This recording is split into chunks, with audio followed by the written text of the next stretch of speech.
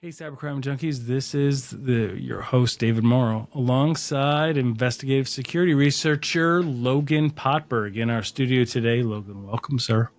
Thank you. Thanks for having me. No problem. In this episode, we're going to uncover the hidden truths behind this year's most notorious breach. It's the MOVEit breach 2023. And for listeners of the show and viewers, you know that we've been following this since it broke last April. It's become one of history's most shocking true cyber crimes. So step into the shadows of the dark web with us as we explore and unravel this crazy tale of this record-setting cyber extortion tactic that's decimated both small businesses and large household brand names throughout this year, 2023, and is set to continue throughout 2024. This is Cybercrime Junkies, and now the show. Come join us as we dive deeper behind the scenes of security and cybercrime today, interviewing top technology leaders from around the world and sharing true cybercrime stories to raise awareness. From the creators of Vigilance, the newest global technology newsletter, translating cyber news into business language we all understand. So please help us keep this going by subscribing for free to our YouTube channel and downloading our podcast episodes on Apple and Spotify so we can continue to bring you more of what matters. This is Cybercrime Junkies, and now the show.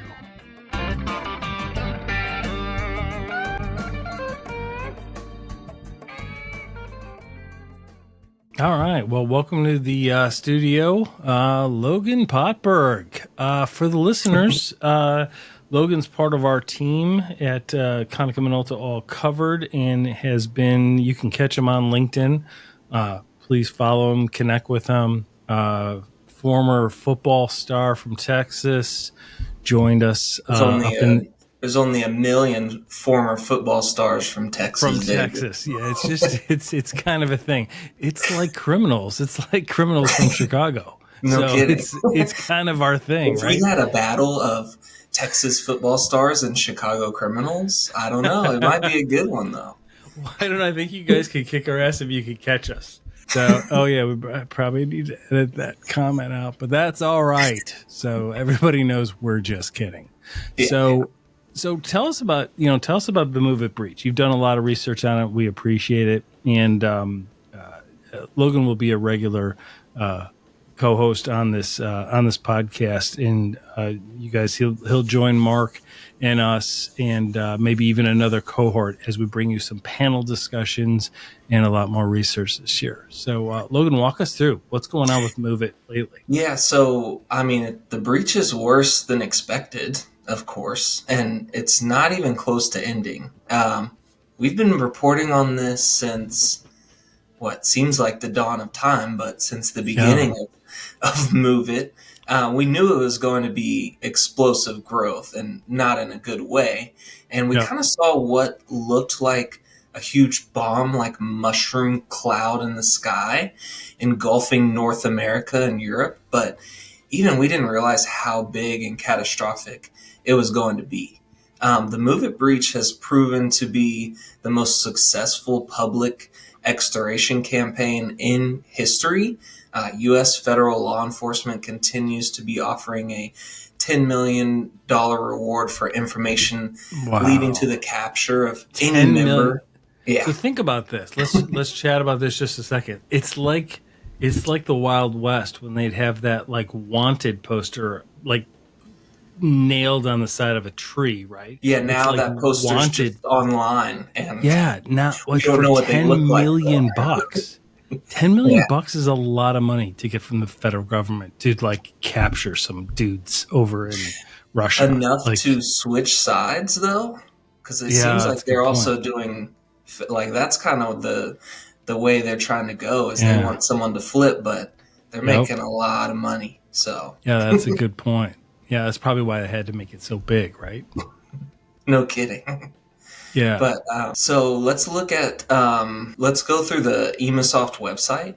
This is where we can get a lot of Well, the. yeah, before we jump in there, I wanted to bring this to everybody's attention. Check this out. So, everybody knows, or so everybody knows, like this hits home for me personally and my family. So, this organization that Logan's about to show you on this research group based in Canada that's been following this, one of the largest breaches recently was WellTalk. WellTalk is an organization That was that, what, a week, less than a week yeah, ago.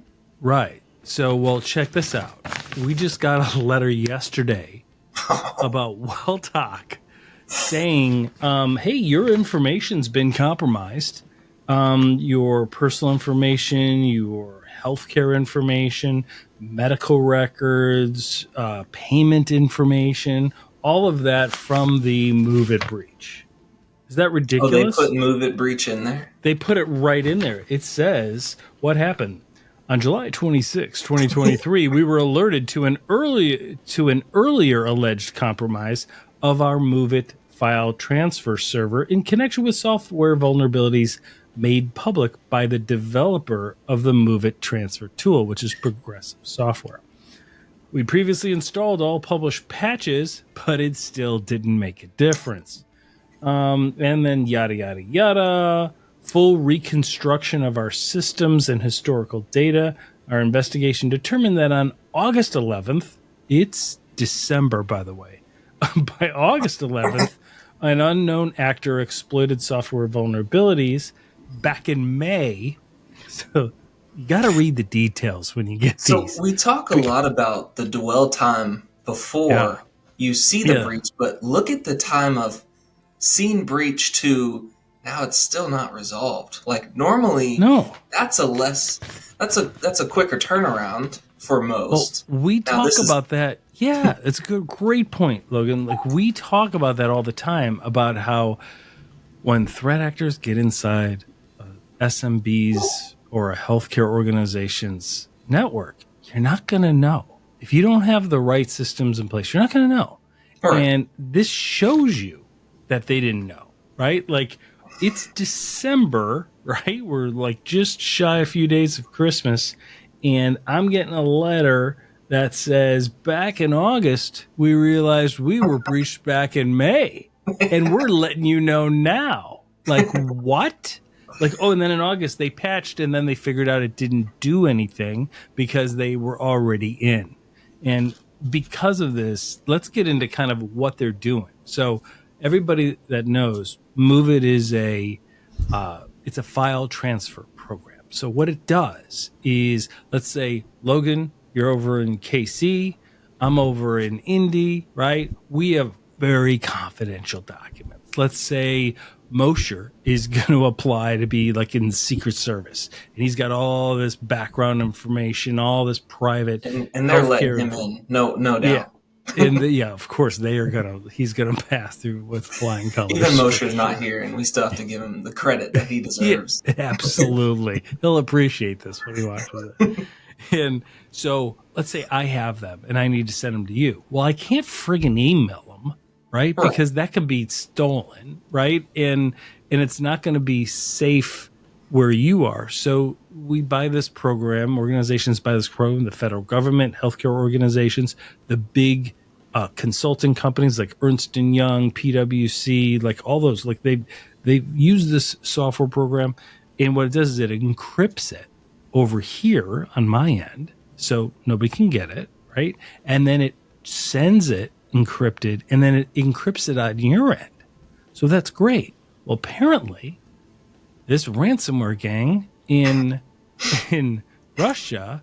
So here's what happens with software, right? Like when there's a vulnerability, something happens. You know, somebody changes some configuration or something expires, right? And all of a sudden there's some exposure to the public. And what they do is they announce it and they said, we're working on a security patch. Well, during that period of time, or what happens is a security researcher, right, or a vulnerability tester will find that vulnerability and publish it. And then the manufacturer has to get going on fixing that, right? It's called a patch. Mm-hmm. Well, during that time, it's a 0 day.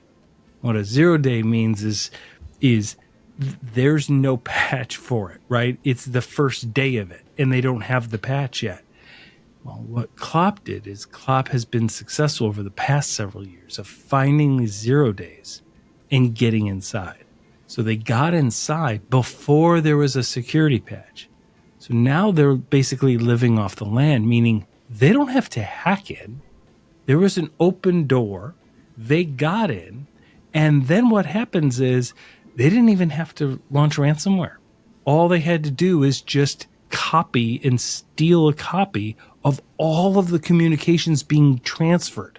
So everybody thought it was a process and for them, yeah, you would think. Well, yeah, because they don't have to launch ransomware.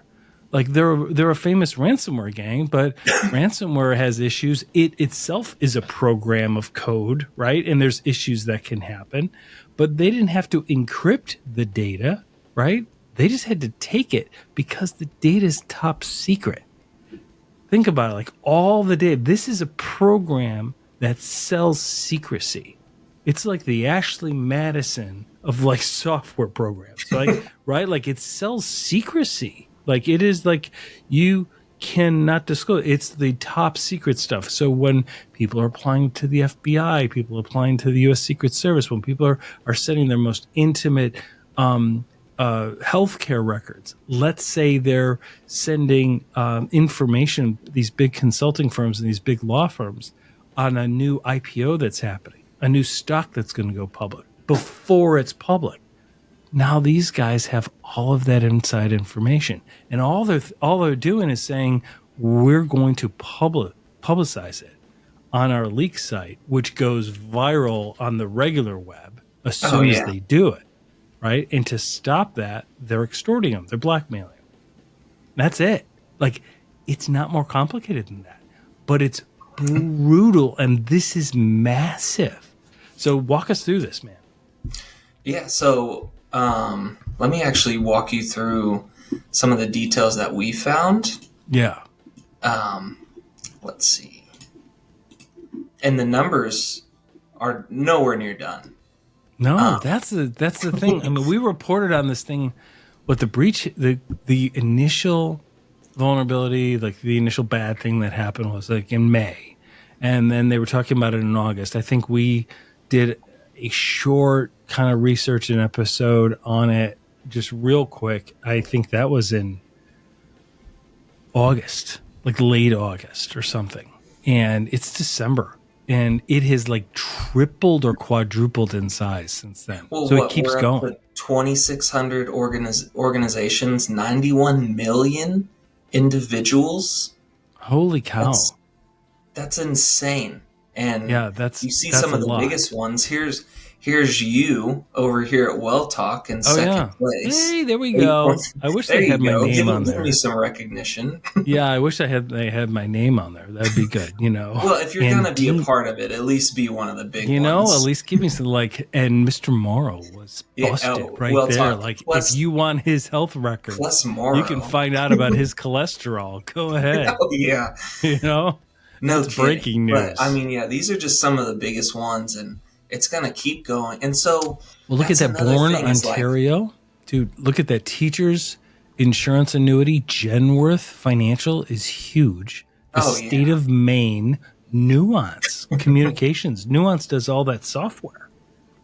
Holy cow, that is really big. When we look at these, though, do we think these are just late publishes, or are these new, ongoing, they just found out? Like, that's another thing that we don't really realize. Yeah, that's a good point. Like, you know, how recent were these, or are they just now coming out?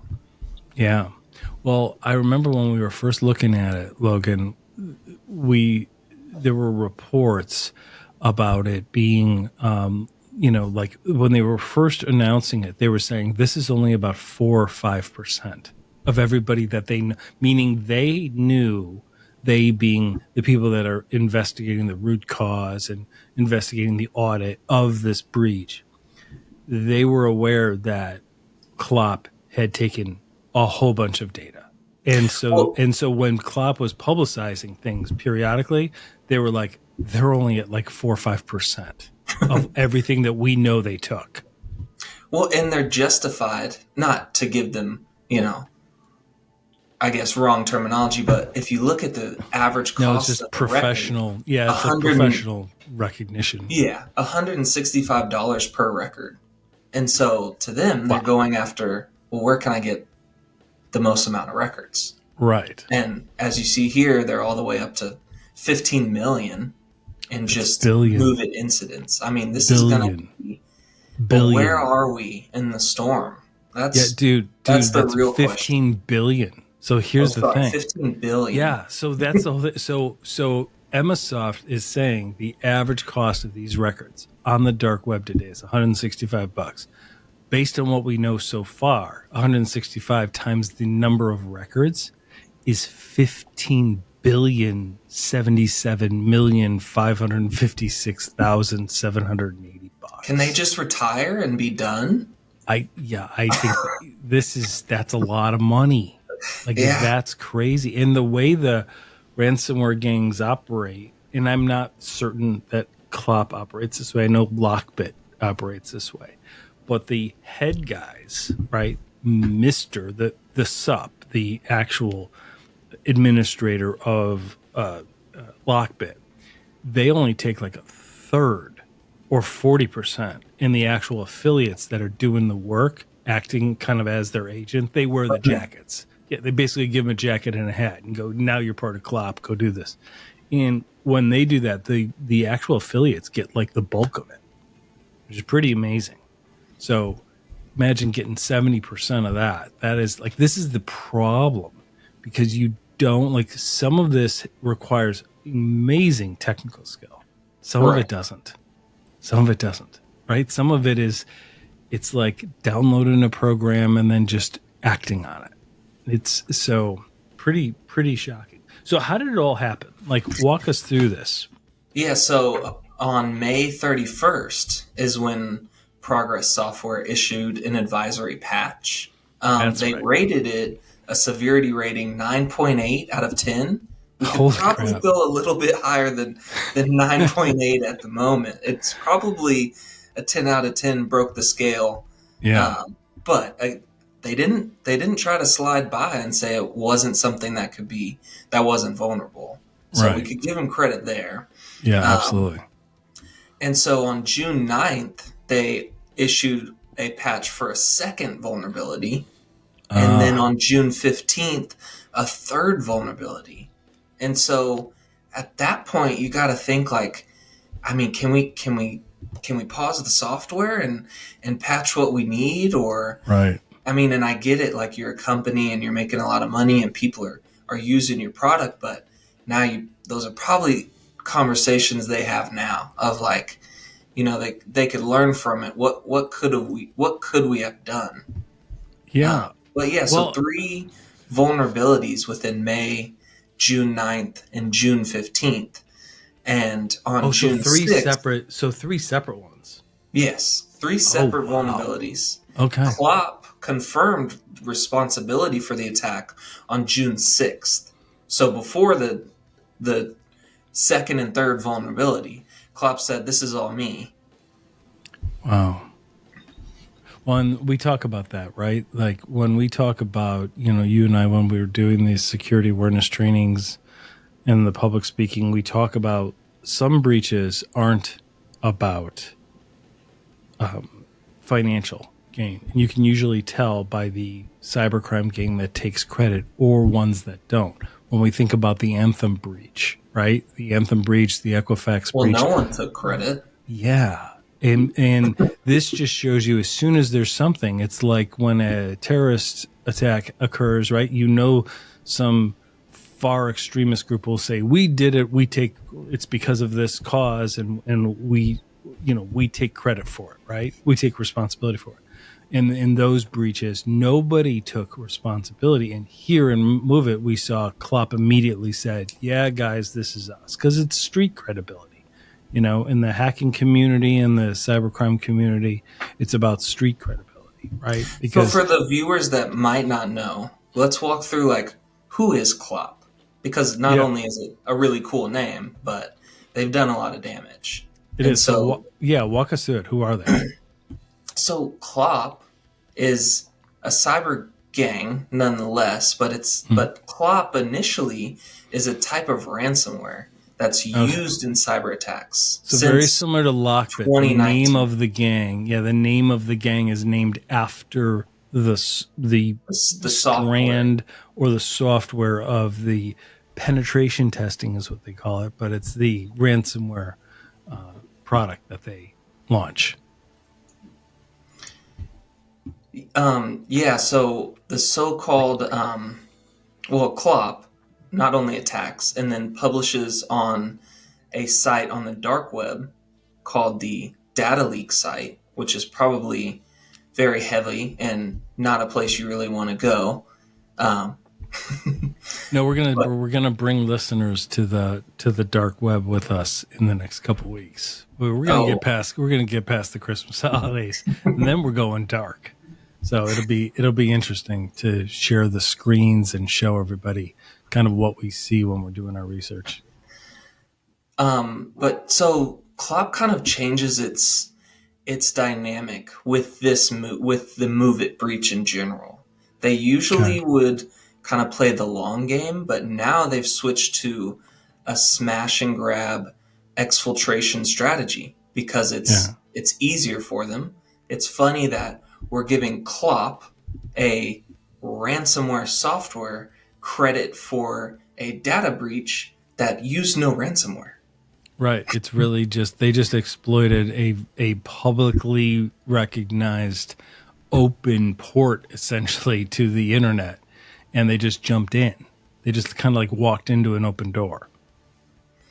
Yeah, and I mean, this isn't their first go around. Like, clearly they've had some success in the past with other, like, you don't have the name Klopp without, like, having some success before this. But I guess and the Klopp name, they have a couple different names because depending on the research group, like when Mandiant is doing their research, Mandiant it's that brilliant team that's now owned by Google that finds the Chinese espionage in these breaches, right? Like they're the ones who found China was involved in the Sony data breach back in the day. And, Microsoft will give them different names. The U.S. government might give them different names because of different tactics or methods that they use. So Klopp is also known as Lace Tempest.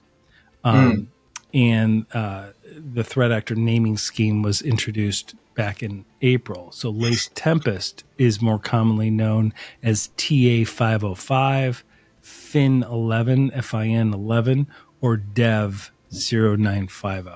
And there's a lot of security researchers that listen to our podcast and people that are involved in defending, people that are involved in penetration testing. So you guys will recognize those names too, but I'm sure that the listeners are well aware of Klopp, obviously. But. Right. And so looking forward, we look at how this happened. We've got to think 0-day vulnerabilities are going to be the most attacked vulnerabilities. So explain to the listeners. Yeah, so explain to the listeners. You've used a couple terms. I always like to, because part of our listening audience is a group of like business owners or leaders in healthcare and in finance, et cetera, in various verticals, and they might not understand some of the language. So when you said exfiltrate data, it's a very formal term, right? It really just means steal, right? Like upload to their servers or their possession, as opposed to it remaining within the victim's possession. And then what's a 0-day? What does 0-day mean?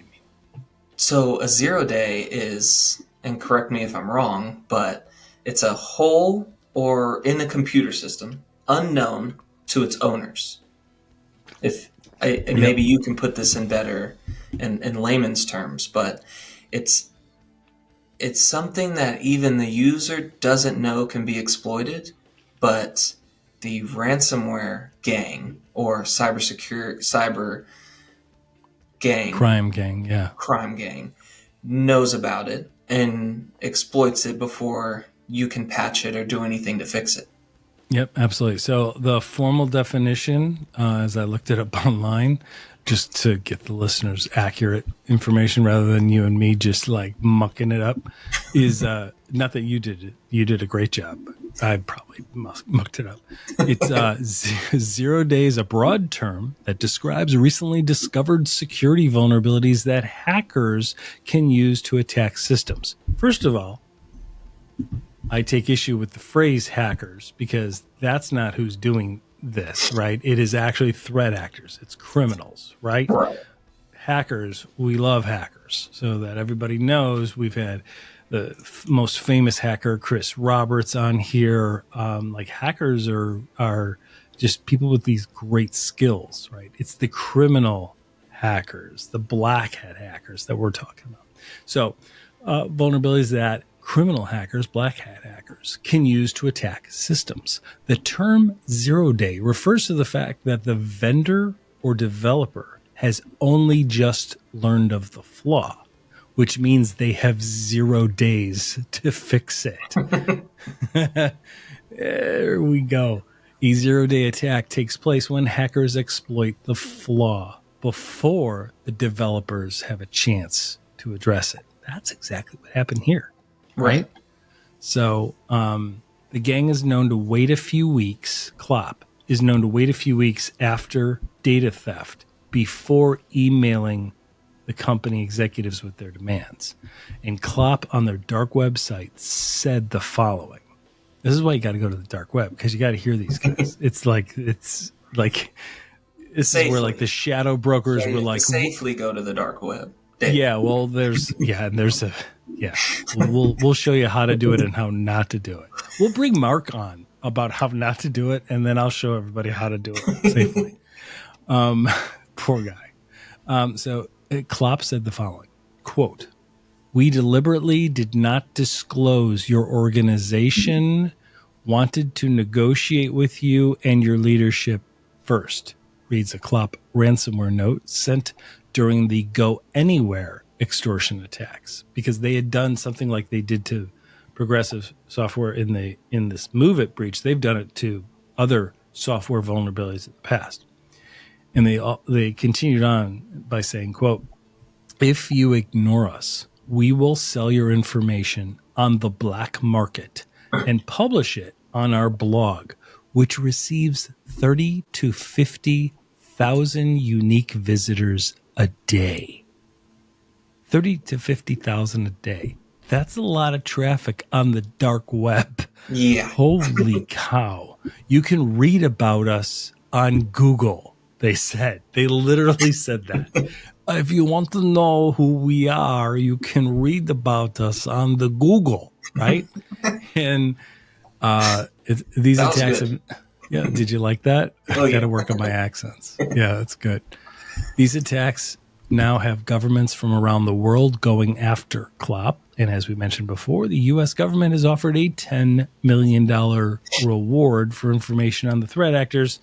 And I have a letter right here, ladies and gentlemen, sent to my home about the Move It breach. And it literally arrived yesterday as we were preparing for this episode. I can't make this stuff up. Well, let's just go find out who did it and get our reward.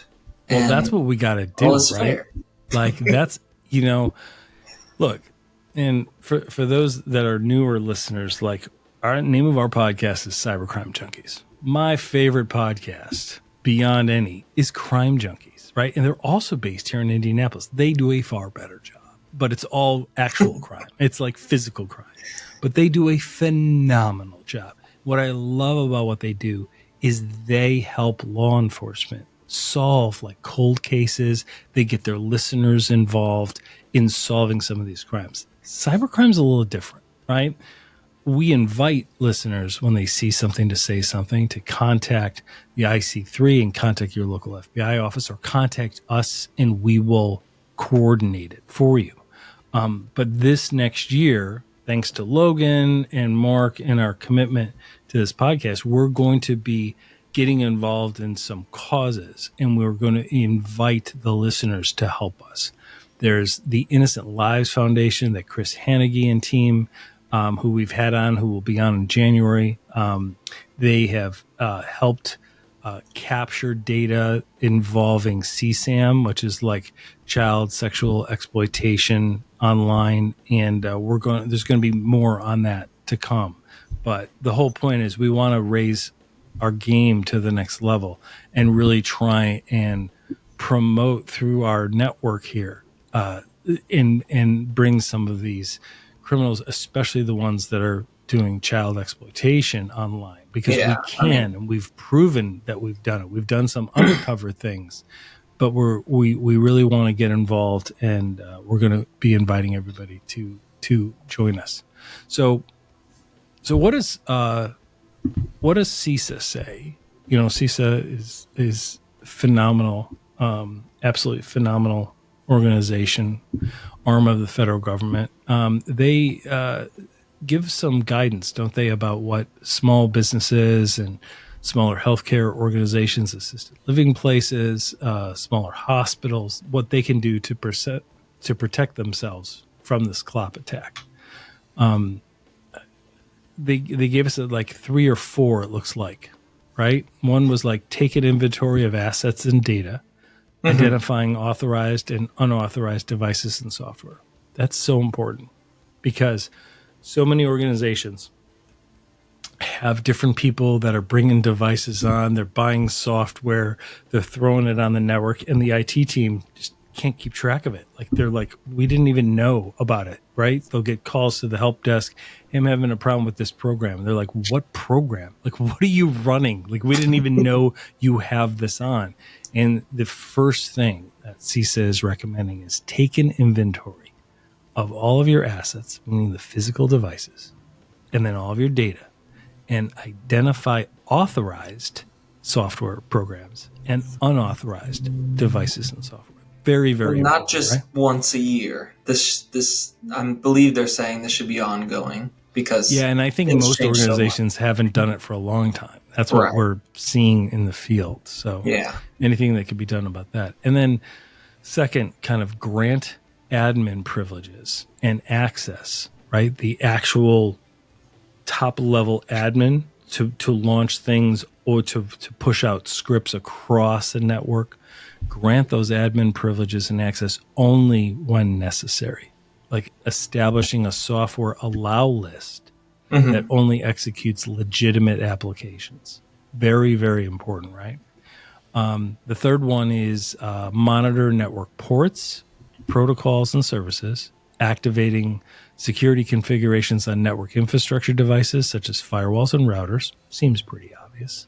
I'm not an engineer by any means, but I play one on TV. That one seems pretty obvious. That's good. Number 4, regularly patch and update software and applications to their latest versions and conduct regular vulnerability assessments. Easier said than done. Well, it is, right? Because what's the problem when you try and patch stuff? Is it breaks other things. And then when it breaks other things, what happens, right? You get a million help desk calls, and then your life becomes ruined. So it's really tough.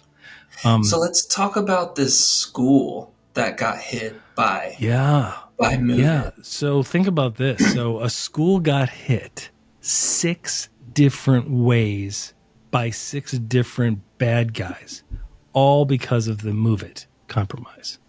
Seriously, the numbers seem to be masking a much larger disaster throughout this entire Move It campaign. The victim pool represents like the most entrenched institutions of highly sensitive and regulated sectors, including healthcare, education, finance, insurance, government, pension funds, and manufacturing. What they're saying at the end of the day, Logan, is that this breach is going to be measured in years, not in months, which is unheard of. Like that's why we're bringing it to everybody's attention, because a lot of breaches are kind of short-lived, but the fix and the repairing until they get back to their regular steady state takes a long time. But this one continues to be ongoing. It's not done yet. No. Like this, we haven't seen a breach like this go on and on and on. And then everybody comes involved and they're like, okay, we've patched. oh no, you haven't. And then they're like, okay, no, we patched this time.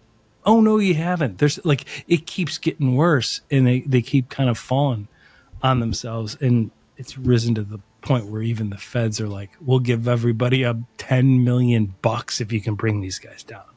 This is really big, and it's something that's not really being brought to the top of the media yet. And that's why we've been following it, because we want to raise attention.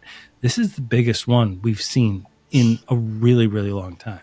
So the school that got hit, and multiple lawsuits have been filed. And the breach was Colorado State University, got hit 6 times in 6 different ways via the Move It compromise.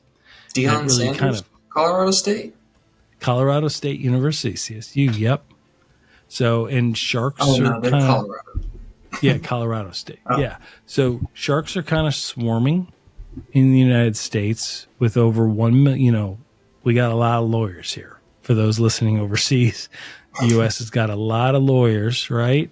Back in the day, 20, 30 years ago, when I was one, we weren't even at 1 million lawyers, right? And now we're far beyond the million mark. So you throw a stone out the window, you can hit a lawyer. Don't do that. You'll get sued. Yeah, don't do that. Like, it costs like $280 to sue anybody in the United States. So lawsuits are pretty common here. I remember when I was taking the bar exam, and I passed the first time, by the way, thank you. But I remember we were all nervous, right? And they told us to go downtown and take the elevator up to the floor where the big courthouse was. I was living in an urban area at the time. And they were like, just look at the idiots that get on that elevator with you. They're like, they passed the bar. They're like, if they can do it, you can do it. And I was like, okay, that actually helped with confidence. It was pretty good. So, and it's obviously easy to become one because I was one. So I'm just saying. So, okay, it's going to be critical to keep watching this, right? There's massive amounts of lawsuits that are going on against Progressive Software. So why don't you walk us through kind of Progressive Software and how they've been hit? So, I mean, they've been hit very hard, for sure. All while selling a product which was supposed to handle the most confidential and private documents on the planet. So encrypting on both ends and in the transit, which clearly Klopp has in their possession as they post the data right online and right on their leak sites. Yeah. Well, yeah, and this gets to the point of what we've talked about, right? Because we talk about what's security mean to the average person, right? Security means I want to be able to buy a jacket online, or for the holidays, I bought my family some gifts online, and I want to be able to do that. I want to be able to buy a jacket, let's say, and not have it ruin my FICO score, right? Like, we spend a lot of time paying our bills on time, fixing wrong things on our credit, right? Why do we do that? So that we can get loans out at a reasonable interest rate, right? We can have a mortgage that's not going to break us, right? It's all of those things. Your FICO score is very, very important to the U.S. economy, to families and things. And we want to be able to buy things that aren't going to ruin that when all we're trying to do is buy a jacket. Reason I bring that up is this. When we talk about different breaches, like let's talk about the Target breach. Fascinating breach, right? It wasn't even caused by Target. I mean, they had FireEye. They had a good team. They were doing things pretty well. And they got breached through their HVAC vendor, right? Which raises the issue of organizations, people. You need to read your business associates agreements. You need to understand who are you doing business with? Who has access to what systems in place? And are they protected? Because just like there's 1 million lawyers, there's 1 million HVAC companies, right? Yeah. And you can do business with people that invest in security and not do business with those that don't, right? Because had Target done that, hopefully they wouldn't have been involved in that great breach. So I think as SMBs, we can see that and learn from it.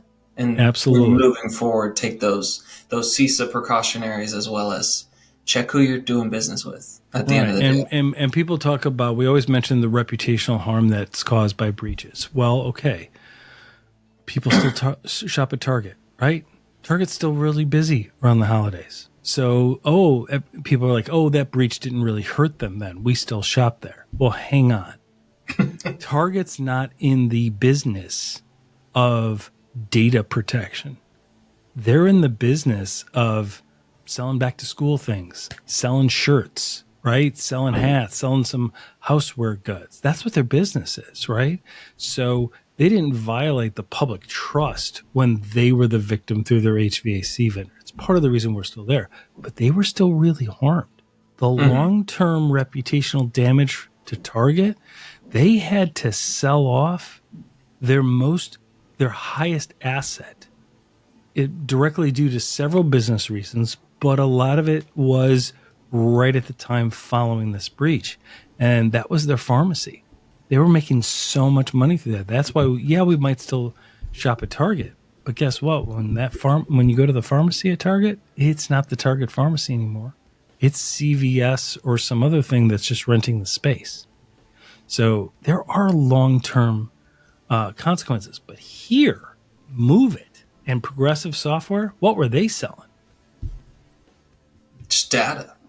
Yeah, they were selling security. They were selling Progressive. trust. Yeah, they were selling Progressive. The trust. Yeah, you would think that they are very high cyber hygiene. Yeah, I mean, they were selling a single product to major organizations, small and large, and what they were selling was directly relying on will protect your data, your most precious data, encrypting it on both ends. It must have been good because not only have you seen all the major corporations, but I mean, you see Colorado State, a university, 3 of the big accounting firms also in the Move It breach as well. So, I mean, absolutely. Were they just over advertising and Klopp was like, okay, uncryptable file transfer, and maybe they saw it and were like, well, let's see. Who knows? Yeah, it's really unbelievable. And then one of the bigger things beside Welltalk to hit the healthcare sector was Maximus, right? Mm-hmm. Government contractor Maximus reported one of the worst breaches tied to the Move It compromise. So after PII, personally identifiable information, and PHI, personal healthcare information, of up to 11 million people became exposed and available on Klopp's website. The data of more than 600,000 Medicare beneficiaries was also exposed as part of that Maximus breach. And, as we've talked about, the level of that compromise it has moral, philosophical, and privacy concerns, right? Because when you think of personal health care records of cancer treatment, STDs, mental health treatment, all of that exposed and being leveraged to extort, embarrass, and torment victims is going to last for years to come. Mm-hmm. Because that type of stuff is it's too personal. It shouldn't be sold. And there used to be like a gentleman's agreement in cybercrime about like, we're not going to hit hospitals. We're not going to hit cancer institutions. And a lot of them actually brag about that. The heads of the organizations do. The heads of the cybercrime organizations. But the affiliates don't have empathy. They don't have that level of remorse. And they keep capturing, there was like a children's cancer hospital up in Canada that got hit recently. And it's just not cool. Like that's, there's one thing going after a business, and it's still not cool to do that because that's people's family lives, hopes and dreams. It's their entire life's work, which is horrible in and of itself. But when you're hitting the absolute innocent and attacking children, that just is why we've got to do something to help law enforcement kind of stop it. Yeah, because I mean, there's a huge difference in those cases as far as like when you look at the MGM and Caesars. Like some guys are probably rooting on. Like if they took my money too, it's it's a good time that point. someone else got theirs. But I mean, these are nonprofit. These are organizations that give back to the community and their local. And I mean, just no rules. It is the wild, wild west. Yeah. Well, this has been excellent, kind of exclusive Move It Breach news. It's been a good update on the Move It Breach 2023. And you've done a great job, Logan. Way to go, man. So we will have more to come on this and more to come as we approach the new year as well. We've got a couple other episodes that we'll be releasing before the new year. You will see and hear more from Logan this coming year, along with the Mark Mosher. And we look forward. We thank everybody for listening. We thank you all for just helping us keep this going. We do have an ask for our listeners and our viewers. Please leave us a review in Apple Podcasts. Please leave a review. Give us a 5-star review. If you're going to give us a 1 or a 2, please don't do that. Like, just don't give us anything. Just email us. We want to spread this far and wide. So please do that. And if you haven't subscribed to our YouTube channel, please do that. It's all free to do. We don't have anything behind a paywall. We have our Vigilance newsletter. That if you're interested, please find me, David Mauro, Mauro, on LinkedIn. Look at the Vigilance newsletter. It's right there. You do not have to give us an email address. We will not blast it out to you, but you can subscribe for free.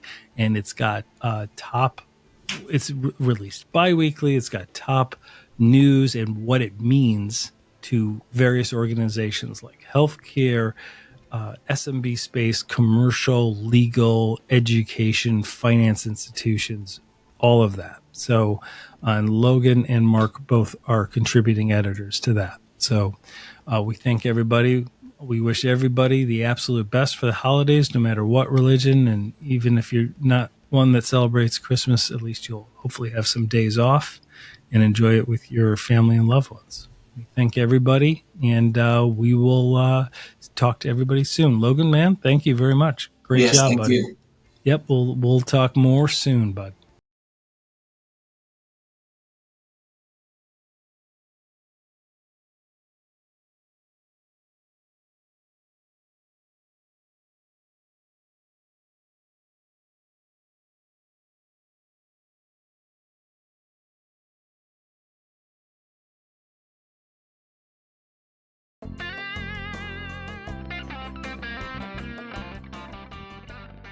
Well, that wraps this up. Thanks for joining, everybody. Hope you got value out of digging deeper behind the scenes of security and cybercrime today. Please don't forget to help keep this going by subscribing free to our YouTube channel at Cybercrime Junkies Podcast, and download and enjoy all of our past episodes on Apple and Spotify podcasts so we can continue to bring you more of what matters. This is Cybercrime Junkies, and we thank you for joining us.